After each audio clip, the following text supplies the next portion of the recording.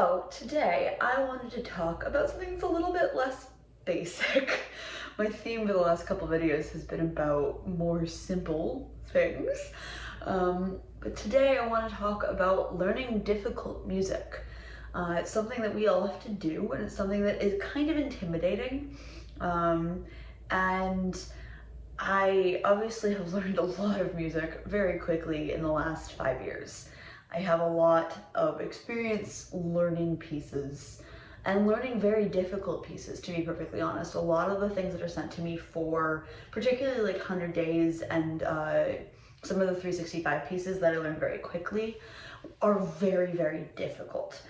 But there's a lot of things that you can do to help yourself learn them quicker and learn them better, to be perfectly honest. The first thing, and I think this is something that is true of all music, whether it's difficult or not, is don't just practice it from the beginning. One of the things that I've noticed about my playing is that I'm very, very good about a minute and a half into the piece, and then it can fall apart. And that was something because I wasn't really practicing the ends as much. And if I was still practicing the beginning just as much, because I was like playing through it to get to the end kind of thing and then working on the end. So one of the things that I actively do in my playing now is start 3 pages before the end and like just drill that, and then also pick sections from the middle. I'm breaking up my practice sessions into more like parts of the piece and less necessarily the whole thing or like a specific thing within it. I'm very much looking at like, okay, we're working on these 3 pages today, and here's what I want to do with this. And then over the course of the week, I do that with the whole piece, and then I have whatever it is I'm working on. Right now I'm working on an electroacoustic piece for alto flute and fixed media, and it's 16 pages long. So not only is it quite difficult, it's also quite long, and I have to be able to play the whole thing and not lose it at the end just because I haven't looked at the end as much. So one of the things that I am doing is breaking it into like 3 or 4 page sections and working those in my daily practice sessions instead of, you know, I don't know, playing through the whole thing all the time. I haven't actually played through it all yet because I'm really working on getting each page chunk done, so that way I can piece them together. Also, once I have those chunks down, I'm gonna piece them together backwards. I'm not always gonna start at the beginning and add pieces to the beginning. So maybe I'll add the next 3 pages to the end. So I'm playing the last 6 pages until the end. And then sometimes in a practice session, I'll go pages 1 through 6 and kind of do it that way where you're piecing them into the middle, also starting in the middle and going for 6 pages. So again, you're always touching each section equally. So there's never a portion that you just haven't played as much. That is very true, especially for sections that are easier. That don't have as much technical requirement. Make sure that you're still playing them just as much, because you don't want to be like space out or not really know what's going on when you get to that section just because you've been focusing on the very, very difficult parts. I don't think there's really any piece in existence that's an equal level of difficulty the whole way. So it's very easy to leave the easier sections and forget about them, and then in performance you're going, oh, I don't remember this. So don't neglect the easier stuff or the things that you find more simple, because the reality is you're gonna have to play the whole piece at some point, and it's better if you know the whole piece equally. It also means that you have the muscle memory of the transitions between the sections, which is really important. Page turns and how you're working your page turns is super important, whether it's physical page turns or pedal page turns if you're playing on a tablet.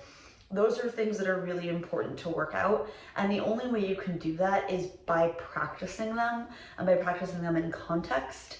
But I really recommend that you don't just play through the whole piece every time you're doing that, because you do want to have really like reinforced the middle and end sections. in a completely opposite tactic, for very, very difficult technical sections, play them entirely isolated. If there's a, like, even just like a one beat passage that's really difficult fingering wise, separate it, play it slowly, work it up, and then reintegrate it. The same way I've always talked about learning techniques that you don't know, do that with difficult technical sections. Personally, I like a tactic where I have to play it at any speed that I can 20 times in a row. So every day I just play it 20 times in a row, and it doesn't have to be fast. It doesn't have to be at tempo. It in fact should not be. But every day I do that, and I can do it 20 times in a row without messing up or missing a note or flubbing a note, is one more day that I'm consistent. And then it doesn't seem that difficult to get it up to speed, because it's in my fingers. My fingers know exactly what it's doing, and my face knows exactly what it's doing because I've slowed it down and I've played it 1,000 times. So I know that's not always the best tactic for someone, but whatever your learning tactics are, whether it's playing it in rhythms, whether it's playing it in chunks and adding them together, like there's all these different tactics, and I can't tell you exactly which one to use because that's a very personal thing based on your learning style. I can say, take that little chunk out, put it into whatever practice method you want, and then put it back in. And don't be afraid to pull it back out if it still isn't working. If you find that after a few days of doing whatever isolated technique that you use, when you put it back in, it's still not working, then pull it out again and do some more work on it. Maybe do a different technique. If you're using rhythms, maybe like put it into chunks and like add the chunks together, or my tactic of playing them 20 times in a row, whatever it is that works for you, add a different practice method in so that you're really training your brain, like this is what you have to play. And I know these are all really simple practice techniques that I'm sure you've used, but I find that very, very difficult pieces are daunting, and it becomes very hard to start the practice session. It becomes very hard to practice the piece, at least for me, because I feel overwhelmed. I'm like, I'm never gonna learn it. And particularly with these like tiny little sections of taking like the most difficult things out of context and learning them really slowly and really well, suddenly I put them back into the music and they're there, and suddenly I can play a page or 4 or however long. And it's a lot easier once I have my building blocks in place and I'm suddenly not as scared about the piece that I'm playing. I think that's a big thing for me personally, is like finding ways to not let the piece intimidate me. One of the things that I did when I was learning Cassandra's Dream Song was just pick a line, and that was what I worked on for a week. That was the only thing I worked on. And to be fair, Cassandra is a little bit easier because one is broken down into lines, and 2, you don't necessarily have to practice all of the transitions because of the way that the piece is set up. But it was still like, each day I knew, okay, here's what worked yesterday and here's what we're gonna do today with this one line. I don't have to look at the rest of the piece. I don't have to look at anything except this one line that I've decided that I'm working on today. And that I can do. That small chunk I can wrap my brain around. And the last thing, and again, kind of all these tactics that kind of contradict each other until you use them all together, is don't learn things out of rhythm in the context of the whole piece. Obviously, if you're working out the fingers on one of these passages, that's a different story. Though one of the things that I really do suggest is that once you get your fingers in line, learn the rhythm too. Like learn it in context, just not at speed, because you don't want to learn things and then have to relearn them because they're not in rhythm or in tempo. Obviously, learning things slower than tempo is completely fair and completely acceptable, but I really caution you to make sure that you're doing the metronome work and making sure that you're really learning everything in relative tempo, if that makes sense. So obviously if the piece is 60 clicks and you're learning it at 40, that's fine, but make sure that all of your rhythms are correct for that tempo. So that way when you speed it up and you're learning it faster and you're performing it, there's nothing that you missed.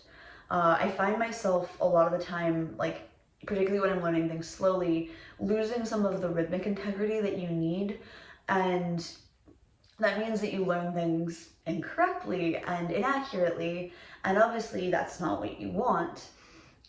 So just make sure that you're catching yourself if you're messing up rhythms or you're missing rhythms. Metronomes are your friend. Subdivisions of metronome clicks are your friend. Currently this piece I'm working on is quarter equals 60. I'm learning it at eighth equals 80 so that I have more subdivisions, and then also going back to quarter equals 40 so that I can test and make sure that my rhythmic development isn't just relying on the click. Because although this piece does actually have a click track, I don't want to rely on a click track that has more subdivisions than the one I'm going to be using does.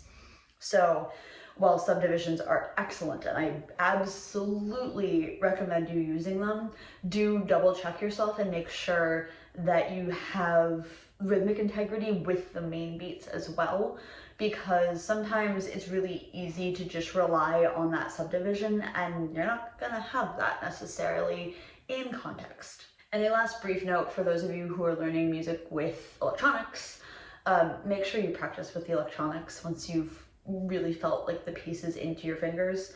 Obviously it's kind of hard to integrate the electronics sometimes if you really just can't play the piece. But really once you're at a point where you can start playing through things, make sure you're integrating the electronics into your practice sessions, because that's your collaborator. The electronics are part of the deal. It's the same way that you wouldn't necessarily perform a piece without the pianist playing. Like, I don't think anyone ideally wants to go into a performance having never played the piece with their collaborative pianist. In the case of electroacoustic music, the fixed media is your collaborator. So make sure that you do practice interacting with it, you practice cueing it, you practice how you interact with the electronics, because that is a musical choice that you're making. And it's something that a lot of people forget about, because particularly with fixed media, you think, oh, well, it's just a tape. I don't have to, I just play along with it essentially. But you are really interacting with it. It is another voice, and the composer designed it to be that way. So just make sure that you are also integrating the electronics into your practice sessions, and you're not just showing up to the dress rehearsal or even performance having never really worked out exactly how you interact with the fixed media. It's easier with live electronics because the live electronics are processing your sound in some cases, but there's also a lot of live pieces with live electronics that have fixed media portions, so do make sure that you are practicing with your electronics as best you can. I understand that particularly with live electronics it's hard because you don't necessarily have all the equipment that you need.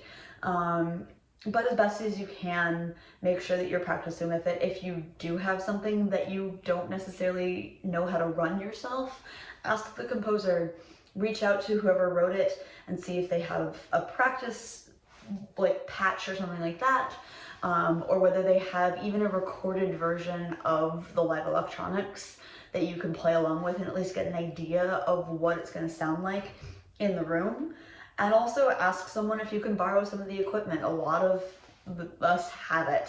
Like, I can run a whole live electronics piece most of the time out of this room just because I've bought all the stuff I need, and I'm always happy to lend it out to people who are willing to like treat it well and use it properly. So there are resources for you, and there are ways to get that to happen. And there's also a lot of programs that will help you learn how to do that, such as Splice. I can't talk about electronics and not talk about Splice. I know a lot of these practice techniques are basic, so I got the theme in. But it's sometimes good to remind yourself that just because the piece is difficult doesn't mean that you go at it a different way, because I think all of these techniques are actually true for even simpler pieces or pieces that you don't find difficult. But as I said, difficult pieces can be daunting and it can be hard to figure out where to start. So hopefully this helps. As always, if you guys like this video, give it a like. If you're new here, subscribe, and I'll see you guys very soon.